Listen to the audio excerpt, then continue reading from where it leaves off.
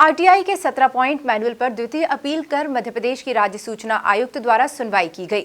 Online सुनवाई में अपीलार्थी के साथ तत्कालीन लोक सूचना अधिकारी, डिप्टी कलेक्टर के साथ प्रथम अपीली अधिकारी उपस्थित रहीं, जहां चौंकाने वाले तथ्य सामने आए। देखिए ये खास रिपोर्ट।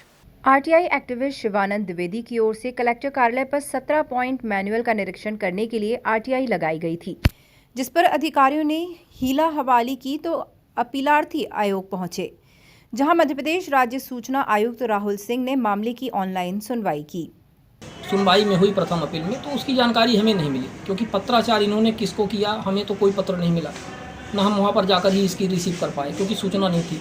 फिर बाद में चूंकि आयोग की नोटिस हुई तो इन्होंने पीडीएफ फाइल में हमें इनका ऑर्डर इन्होंने भेजा। ठीक है, इन्होंने सुनवाई की होगी। तो सबसे पहली बात यही कि ये व्यवस्थाएँ ठीक नहीं है। आप अपने में सुनवाई कर लेते हैं, आवेदक का मोबाइल नंबर लिखा है, सारी चीज़ लिखी है, आप कॉल कर लेते हैं। आयोग जब आपको सुनवाई कर रहा है व्हाट्सएप में और ऑडियो कॉलिंग में से, तो क्या कॉल करके सुनवाई के दौरान हमसे बात नहीं कर सकते थे? आप उसी समय अपना जानकारी देते 1-2 दिन पहले। लेकिन इनकी व्यवस्थाएं ठीक नहीं है। तो पहली बात तो ये इन्होंने क्या किया है जानकारी हमें नहीं थी।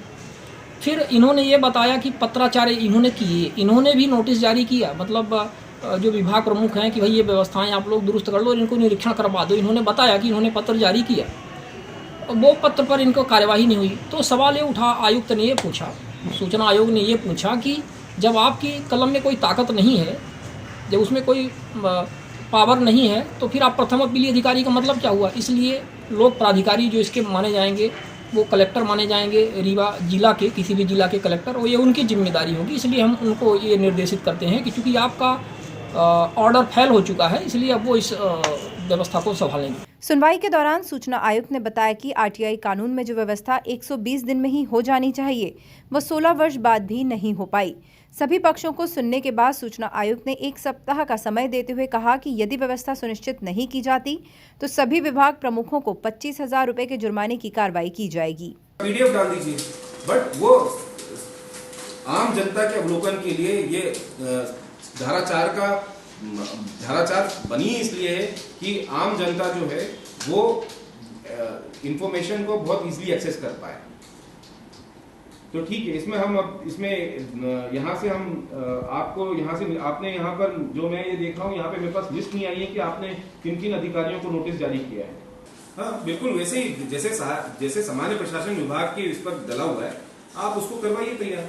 और चूंकि आपके पत्र का जवाब वहां पर जो लोग हैं, जब वो लोग नहीं दे रहे हैं, तो इसीलिए मैं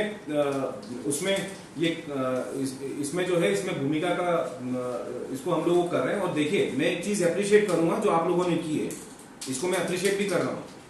आरटीआई आवेदन जो है अपीलार्थी जो है शिवानंद द्विवेदी ने वो की। मुझे मालूम है कि ये धारा 4 की जानकारी जो है सभी पब्लिक अथॉरिटीज को रखनी होती है, लेकिन अधिकांश जिलों में नहीं है। आप लोगों ने यहाँ पर इतना किया है, वो भी ठीक है, उसमें आप लोगों ने किया है कानून के अनुरूप, कम से कम कानून का पालन हो रहा है। वहां जब ये आरटीआई आवेदन जो अपीलार्थी हैं शिवानंद द्विवेदी जी ने जब इसमें आरटीआई लगाई है, तो कम से कम ये बोर्ड तैयार हो गए हैं, बोर्ड सामने आ गए।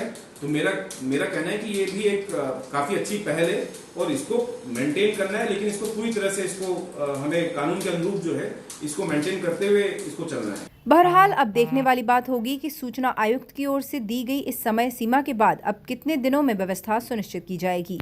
Bureau report, MP news, Rewa.